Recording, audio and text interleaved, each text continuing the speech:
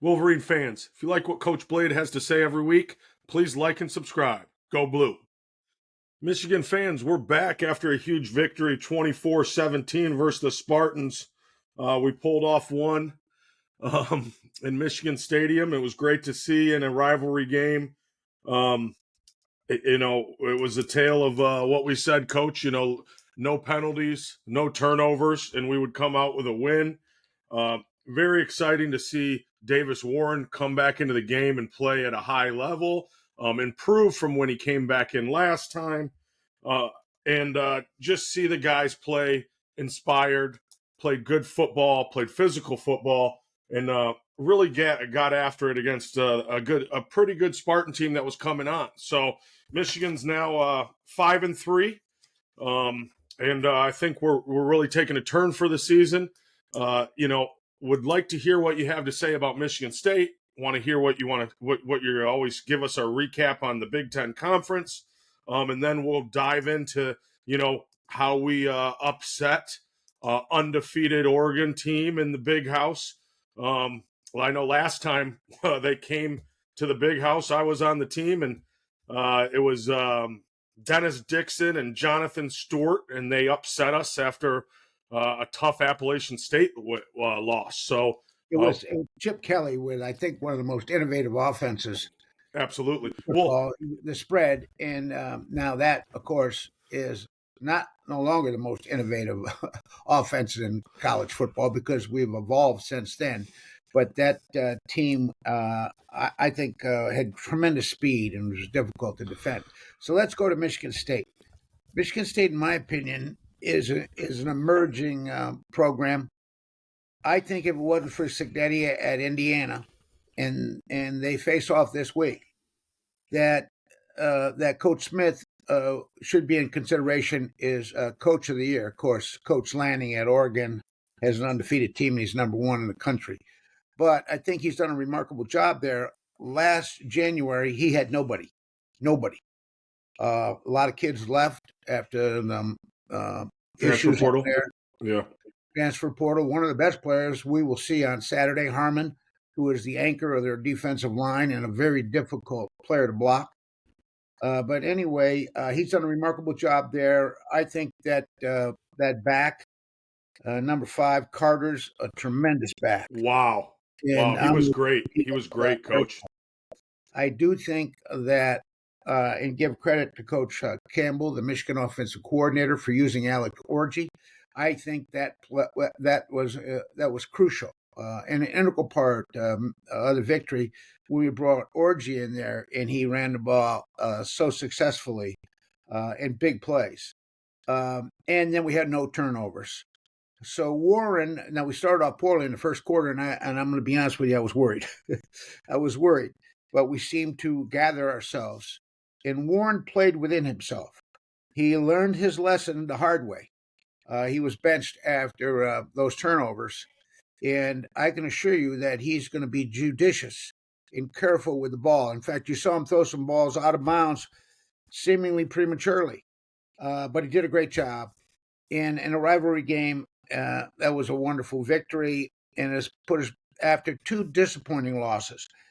And the Illinois game was particularly disappointing to me because we played so poorly coached, poorly. We did everything poorly, and it happens.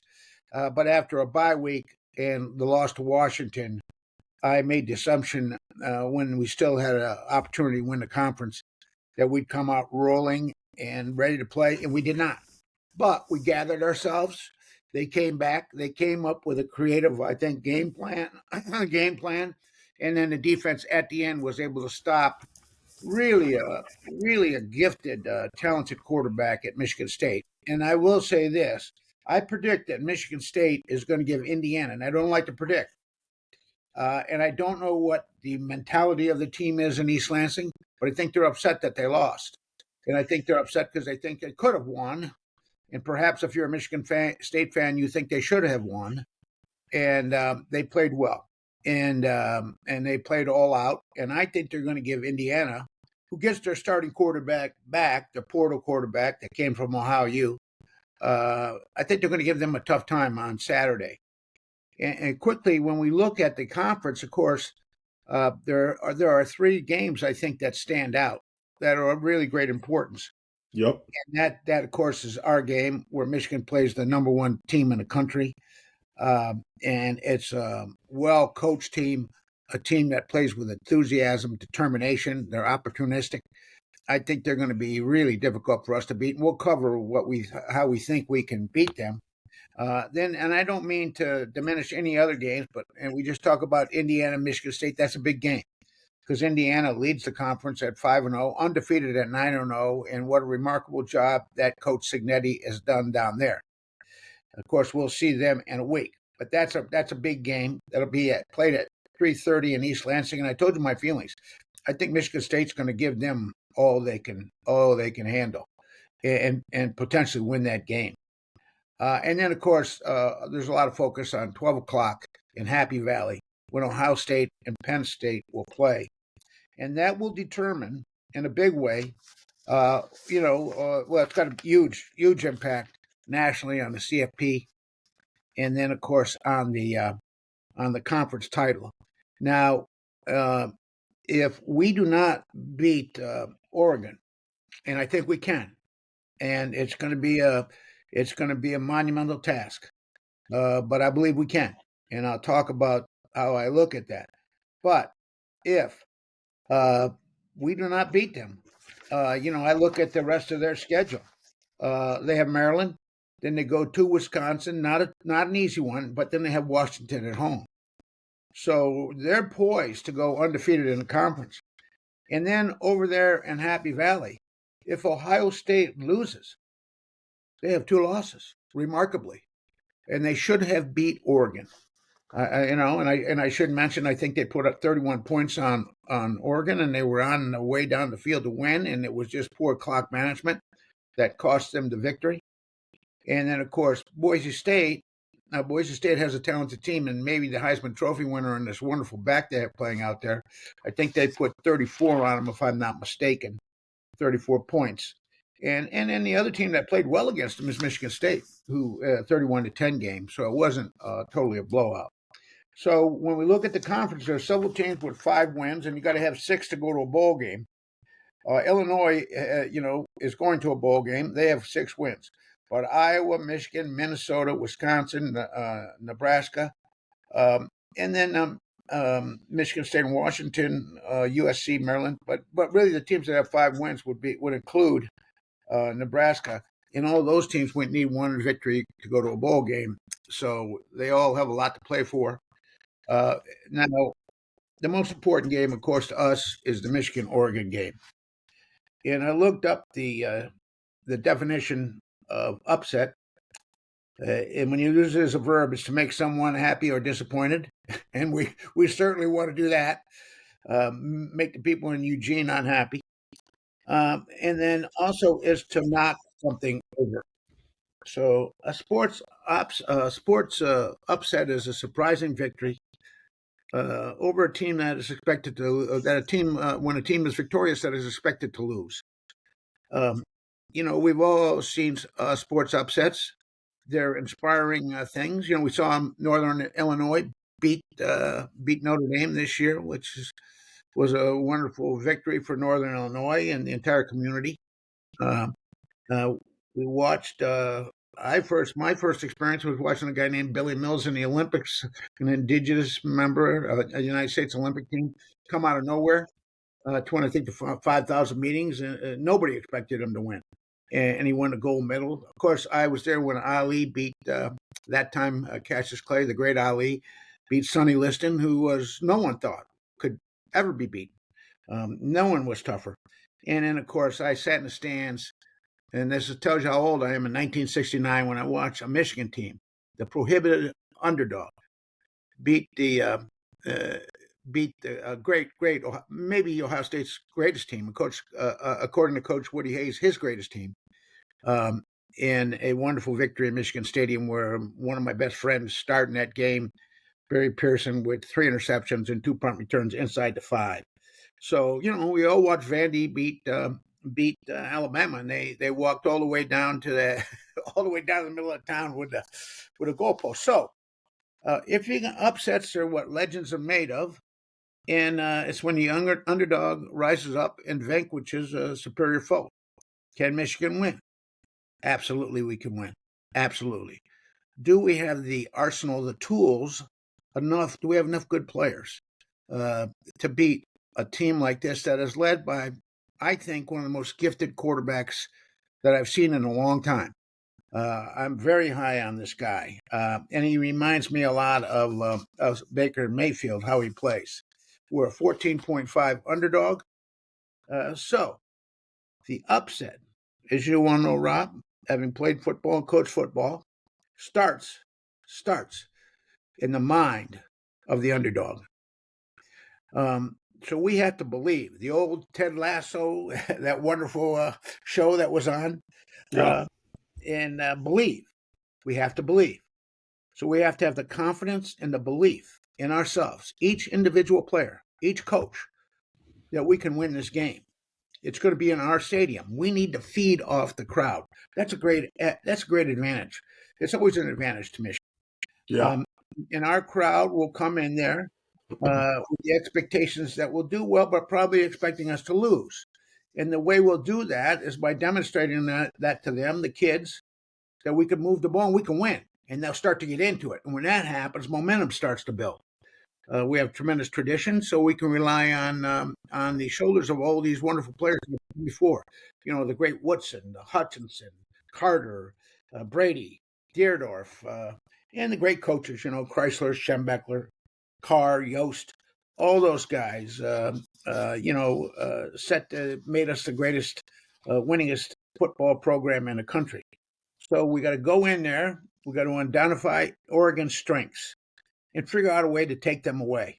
And that certainly is their offense, although their defense has played well. But that offense is spectacular, led by Dillon, their great quarterback. And then we got to figure out what their weaknesses are and exploit them, whatever those are. And I think they do have, everybody has weakness. They happen to have very few and a lot of strengths. We got to play loose. We got to be creative. We got to come up with new things. We got to use like orgy, strategically, like we did last week. We got to surprise Oregon with some new things, and we got to make them make the mistakes, like we did last week. That great play Josiah Stewart made at the end of the half when he dislodged the ball after Childs tried to extend the play and he chased him down and he knocked the ball out. We were able to recover and get 3 points. That was an important play. Yeah. So we can make them make the mistakes. Well, that put us in the situation to where we could, call that play at the end of the game for the halfback pass. I mean, to get those points right before half puts our offensive coordinator in the situation where he can get creative. He can call plays like that. He's not playing from behind.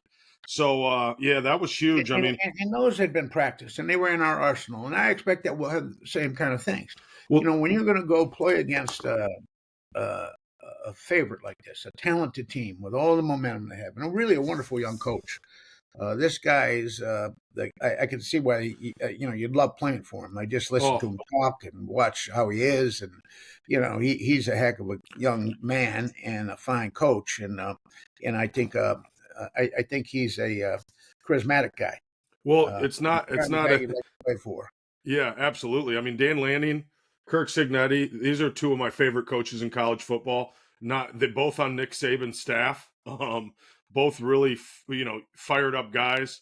Dan Lanning was a D2 football player that, climbed his way up the ranks. Cignetti was played at West Virginia, and then, his dad was a wonderful coach. Yeah, absolutely.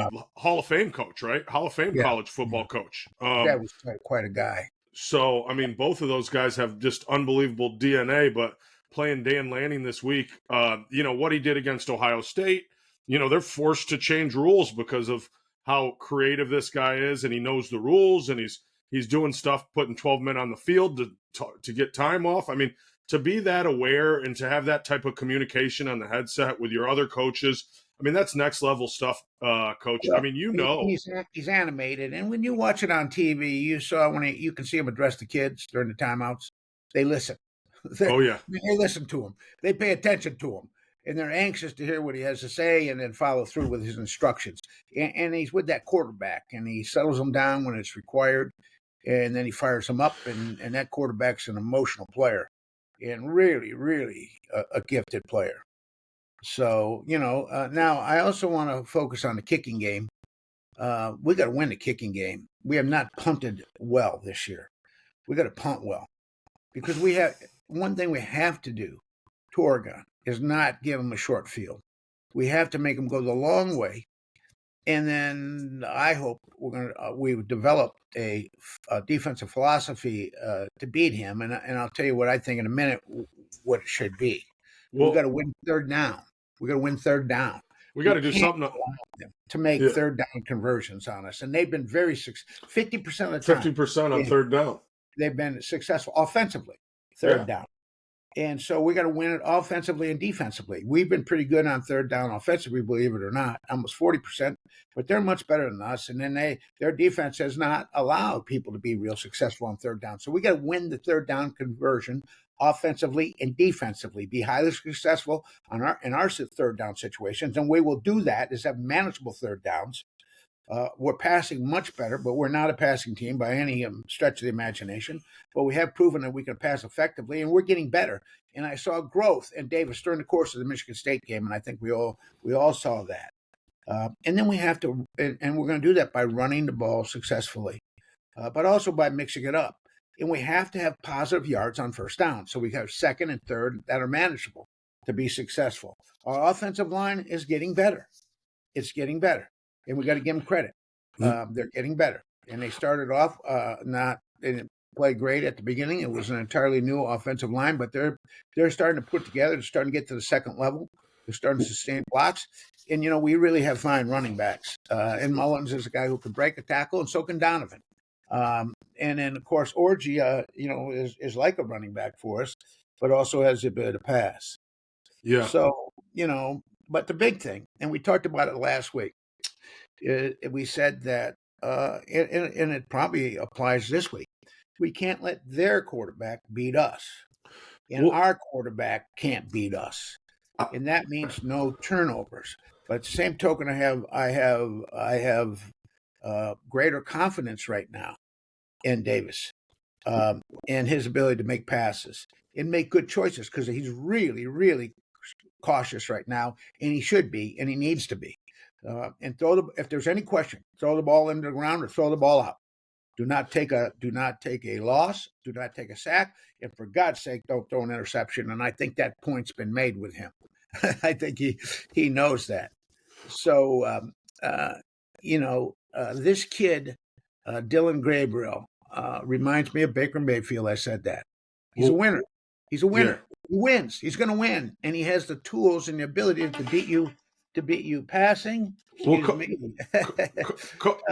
has the ability to Coach, they set him up for success. If you see, they run the ball very well. They run the ball for 4 yards a clip.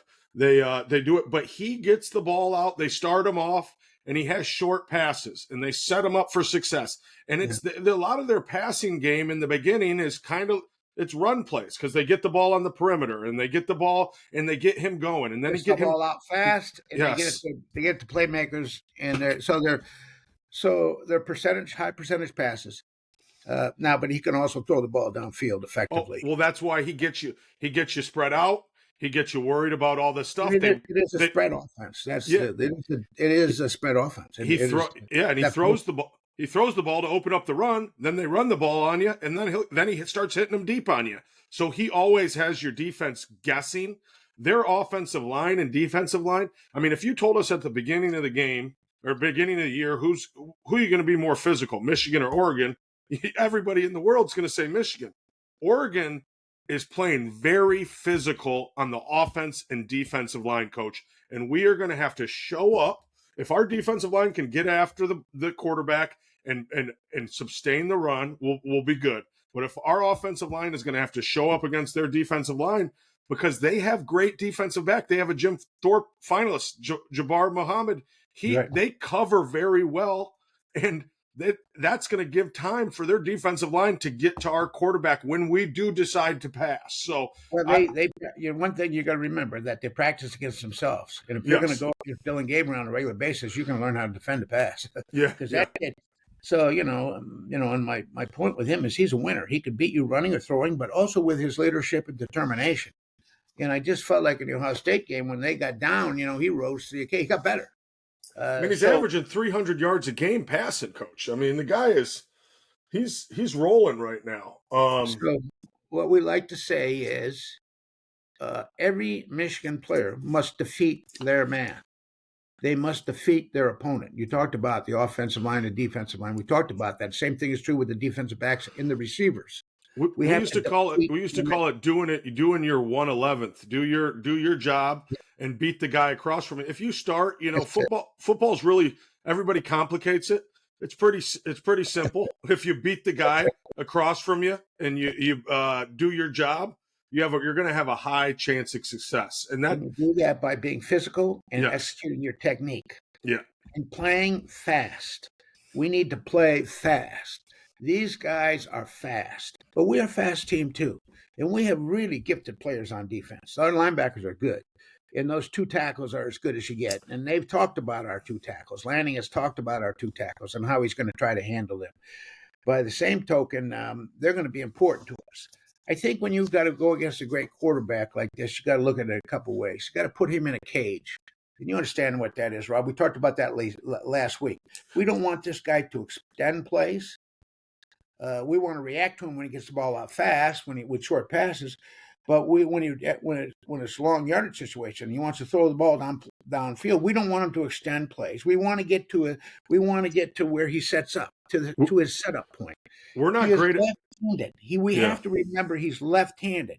So and we have to be patient as rushers and not give him lanes to come out and run the ball and make him make the great throws and then play disguise coverages. And so we got to disguise when we're going man, we got to disguise it. We can't just level our shoulders and get flat across the board. He'll rip us. He'll see us. We have to make it look like we're going to play man. We're going to make it look zone. Well, Andy is have to stem the coverage on the snap and play sub zone until the field gets shorter. Because I think if we try to do too much passing, he's too sophisticated a passer. He's the greatest passer in NCAA history from a completion standpoint. And he's been three different places, Central Florida and Oklahoma and now Oregon. And he came to Oregon to win a national championship, and he inherited a great team. And, Bo Nix was there last year, and we've seen Bo Nix, just getting better and better every single game in the National Football League. So we gotta really, and now we gotta. One thing I was going to ask you, Coach, is, I mean, he's a shorter quarterback. Do you think that we need to collapse the pocket and make him step up in the pocket, or do you? Yes. I'm scared of him getting on. We don't do well covering when guys get out of the pocket. We don't scramble with our. We can't allow him to extend plays. We got to put that cage around him and be patient enough. Now, that means you come off fast and hard as a defensive lineman. As a defensive lineman, then you got to recognize whether a guy's pass blocking you or run blocking you. Then you defeat him, and then you get to the ball. But you don't vacate the area, the rush lane that you're responsible, particularly on a kid like this, and keep him in front of us and in a pocket and make him. And he's 6 foot. It'll be difficult for him to see over those linemen. 6 foot 6 foot with heels on, Coach. If he has 6 foot with Timberland boots on, allegedly, that's what we say. So he's left-handed too. We got to rush to that left hand, and we can do that because now. So what we have is Grant, who can get tremendous push. He's always double teamed, and the other guy's always double teamed. One is in a 1 technique, and that's Grant, and the other guy's in a 3 technique. That means he's in between. Grant is in between the center and a guard, and then Mason is off a guard shoulder. Although we have moved Mason around, and then we have Josiah Stewart, and Josiah Stewart can really when he gets 1-on-1 because of those guys getting double teamed. Man, he can create havoc, and we need him to. And TJ Guy has proven he could do the same thing. So those guys have to play fast and they have to make great plays. Our defensive line have to be our best playmakers in this game. I'm going to say that again, including the edge guys. They have to be our number one play. That doesn't mean I don't expect Mullings and all our backs and Donovan and Warren and of course the great Loveland to make plays. And our defensive backs who played well against Michigan State. They played much better than they have against Michigan State. They really improved. I don't expect them to make plays, but I expect our defensive line, if we're going to handle this great quarterback, and he's great by any, there's no matter by any measure. This kid is really extraordinary. And we got to just get to him, keep him in that cage, and make him understand where his throwing, where he likes to throw. Get to him, make him reset his feet. When he resets his feet, then that disrupts him. When you reset your feet, you have to move, and you take your eyes off the field, off the receivers, and then you reset. And then we got to get to him when we can, and make life difficult for him. The other thing that is going to be important in this game, if we can play and keep close to them, in my estimation, is that we make great halftime adjustments, and we should be prepared not so much to adjust to them, I think, but be prepared for us to adjust, but also implement something new in the second half. So we almost have new things for the second half to throw at them. From a defensive standpoint, maybe some twists, maybe some different blitzes, and the same thing offensively with some more different creative plays on offense. So, I'm excited about the game. So all those things have to come. We have to play perfect. We got to play perfect, or as close to perfect as you can be to beat these guys. So it represents a great challenge. Can it be done? Yeah. Done all the time in sports. I already chronicled some of the experiences I've had, and all you guys, every person out there can remember a tremendous upset, and against you or for you, for the team you're rooting for. You remember it, and it's an exciting, expiring thing. The fans at Michigan are the greatest fans in America. Much maligned, I think, but they're the greatest fans. They come like nobody else comes. They fill up a stadium that's bigger than anybody else's. They buy more apparel. They care more. They're passionate about it, and they can play a role in this. If we make it difficult for them to communicate, and there's a lot of emotion, and we've all been, I remember that Ohio State game. I walked in that stadium; it just felt different. And the atmosphere, it was unique. And it's in the air. You can tell. You taste it, you smell it. You can tell. You can tell there's something special going to happen here. And I think we can win. We're not going to this game. We're Michigan, and we never go into any game expecting to lose. We have a tradition to uphold. We do have wonderful players. We have a young coach that is learning and getting better all the time. So can we beat Oregon? Heck yes. Do we got to really be at our best? Yes. Defeat the man. Defeat your man. Every play, you defeat your man. If you're covering him, defeat him. If you're tackling him, tackle him. No broken tackles. Nick Carter, that kid, we had a lot of broken tackles. And he was extraordinary. And I don't take it away from him, but too many broken. You can't dive at guys like that. And they have a wonderful back. You got to run through them. Yeah, I think our defensive backs played a lot better against Michigan State, but still, as far as tackling in space, leverage, staying with their man when the play's extended, there's a couple things that we just need to keep improving on. And if we see improvement, I think that we're really gonna, I know it's like we're in the 98th or 88th, I forget what it is in pass defense, but I think we're really gonna see us give Oregon fits as long as we do those things. And we get to the ball carrier. We don't let them no yards after tackle, man. No yards after contact. I mean, and after they catch the ball. Yeah. After they catch the ball, because when they do throw it out there, we got to tackle the guys. When they throw it out fast, we can't allow them to have good plays. They have a really wonderful back. He's going to get 80 yards, but no better than our backs.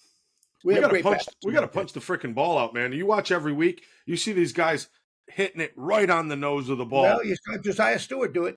Yep. And that's what happened, and that led to our victory. It really did. That changed the complexion of that game. Yeah. And we started off measurably. Now we can't play poorly like that in the first quarter. We have to come out and be good. We Well, got to be good. We got to be on it. We got to be ready. well, when Uh, they came to us and they upset us in 2007, they did Statue of Liberty play for a touchdown. Then they did a fake Statue of Liberty play for a touchdown. They had a trick play off their trick play, and I think and that that spread, we weren't ready for the spread offense. We no. weren't. We were told. That was the beginning of it, and Chip Kelly was an author of it, and it was But coach, to do that kind of upset, we got to have a trick play, and we have to have another trick play that looks like that trick play. And we need hit that halfback pass. We need you can take that halfback pass and throw it back. Exactly, like we did with JJ. So the trick and plays are reverse. The trick plays are great, but you have to execute. So if we execute on some trick plays, I think that will really change the tide of the game. You can see, like you said, you can feel it. You can feel it in the stadium. Stuff starts to fall into place, and it sets in on the defense. And then we can really we can turn the tides for our offense. We have to make sometimes major adjustments at halftime, but oftentimes, and my old coach was the best at this. He would make subtle inline adjustments, and it would change the game. Yeah. It would be the difference between victory and a loss. And they were subtle adjustments, just simple things, blocking adjustments, alignment adjustments, and reducing your splits by a quarter of a yard, things like that, or expanding your splits in order to create natural running lanes. Changes everything. Yeah, so that we have to be ready for that. One of the things that nobody focused on is we had a lot of great analysts. We had the Mallory brothers. I mean, we had really good guys up there that worked for Jim that sat up there and helped us. And we lost a lot of those guys. And then Minter's father, who's the old coach, he a defensive coach who ended up coaching linebackers after Partridge left. He was an extraordinary coach, and I knew him forever. He was at the University of Cincinnati. Anyway, we lost some of those guys. So, we got to be at our best as a coaching staff. We have to have a good plan. Now, that plan that they're implementing, I hope they've had to. It's important that they've sold that. This is how we're going to beat them. And they have to sell that to the players. And then during the course of the week, it has to be, preparation is critical. And you have to have practice well and be prepared well and believe. They have to believe. They got to go in there, not wait around, say we get a couple breaks, say we're coming in here to win. And this is how we're going to do it. And we will not be deterred. We're not going to be deterred. We might go 80. We might give up a quick touchdown. We might do. And this kid can strike quickly. Now, when he extends the ball, he holds it. So we got to pursue him when he holds the ball and tackle him. He can come out of there like he did for Ohio State and ran 28 yards to beat him. I mean, he is really gifted, and he presents a challenge on himself. Keep him in that cage. Don't allow him throwing lanes, and let's hit him a few times. Now, I just wanted to mention that right now, from a balance standpoint, we run the ball. We run the ball 62% of the time, and throw it 38% of the time. Do you think we can get more balanced with Davis, or do you think we're not? So. We're throwing for 130 yards. For a long time, we were only throwing for 100 yards a game. Now we're throwing for. We've gotten better. Little bit by little bit. 130 yards a game. Get Samaj was good last week. We've got to get our receivers into the ball game. Loveland played an unbelievable ball game. Loveland showed up big.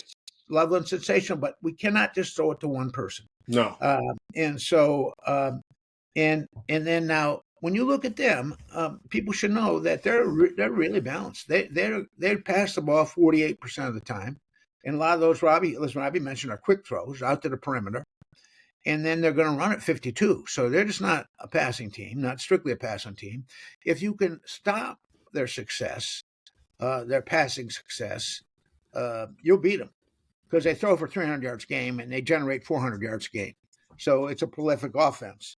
We've scored 21.5 points a game and given up 21.5, which is evidenced by our record, pretty much 5-3 or, pretty much 500. They've only given up 15.6, but they've played some poor teams, points a game. And they're scoring 35.3 points a game. So we got to stop their offense. Yeah. I mean, you score with 30 points a game, that's a prolific offense. And they do so because they have some, he's protected. But that kid is lights out, and he has really good receivers, and he has great tight end he can get the ball to. and of course a real good back. So they're a gifted offense and a creative offense that can move the ball. And then let's go back to the old thing: turnovers, turnovers, turnovers. We're -6 on the year; they're +3. Now he's throwing 5 interceptions, and if we can pick them off, and if we can make them make the mistakes. Michigan don't make the mistakes. Make Oregon make the mistakes, but then capitalize on those mistakes. Yeah, I think you're completely right, Coach. It's going to take. We finally are starting to play mistake-free football. We're finally less penalties, getting some turnovers. All that stuff is good. That's the bare minimum. Now we have to go above and beyond.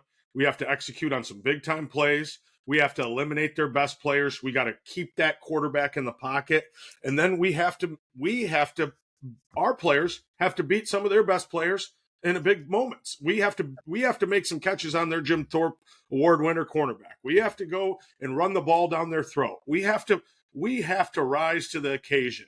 And if we do that, we will come out victorious in the big house. I know nobody's giving us a chance, but like you said, we go into every game. If we have the mindset, and I think Sharon Moore is preaching this to the kids, they haven't forgot who they are. They were just, we just won the national championship. If we have that belief and that mindset of going into each game that we can win each game, and we're not listening to the outside noise, we're not looking at the rankings, we're watching ESPN, man, we can go in there and we can beat up anybody in the big house. I think that's a fact. So well, that's the X factor, the big house.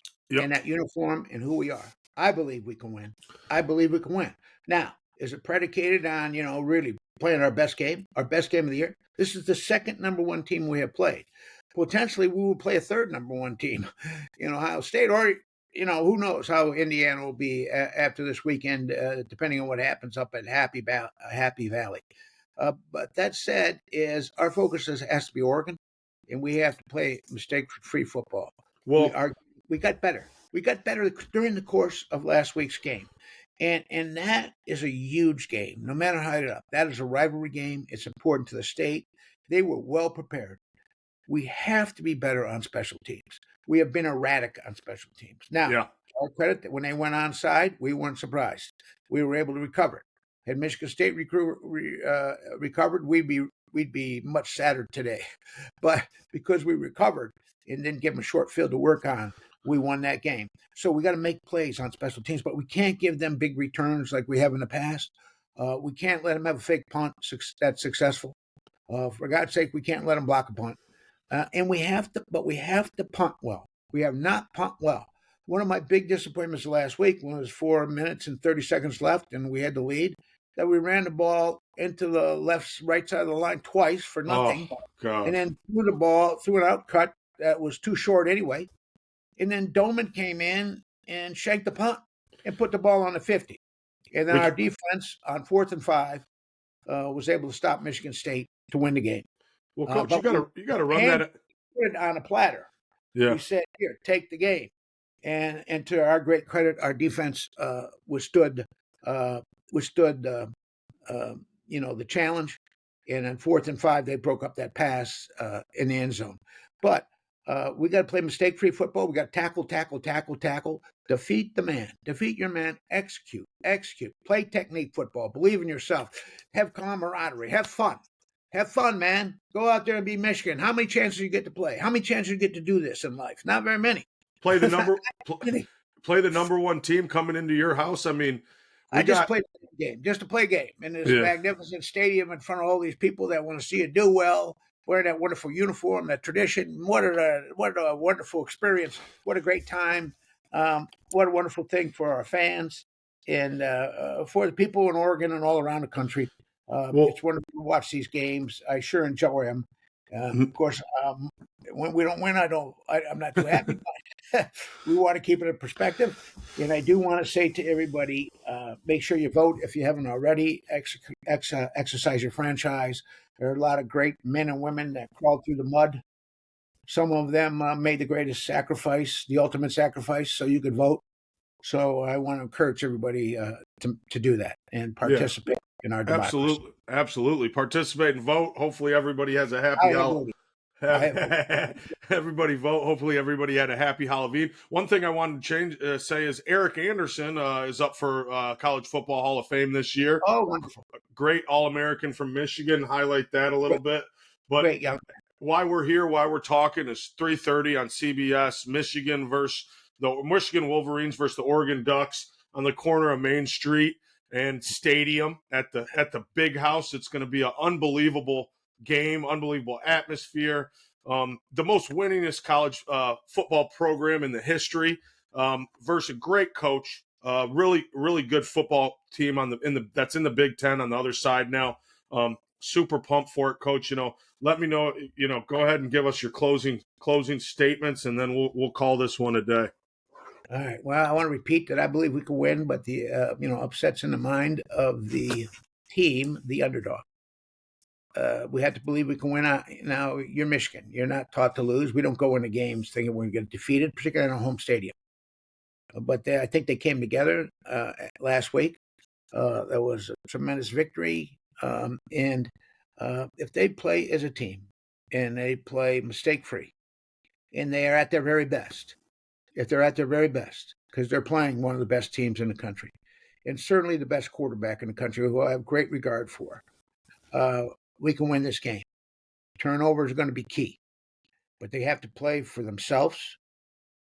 Individually, you have to be proud of what you do, and you got to give your very best effort, and that is the definition of a Michigan man.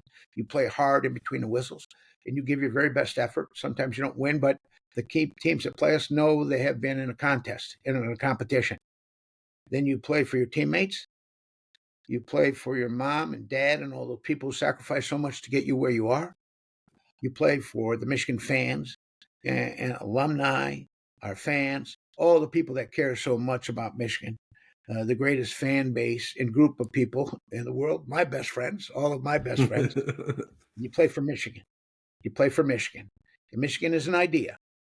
It is an idea. Father Gabriel Richard sat on the banks of the Detroit River and visualized a university that could be as great as the great universities in the East, like Harvard and Yale, but for the common man. And now we believe we are the greatest public institution in the world. Certainly we are ranked as such, and we have a tradition, and we play for Michigan. That's how we do it. Go Blue. Go Blue. Maize and Blue fans, if you've made it this far, please leave a comment in the comment section.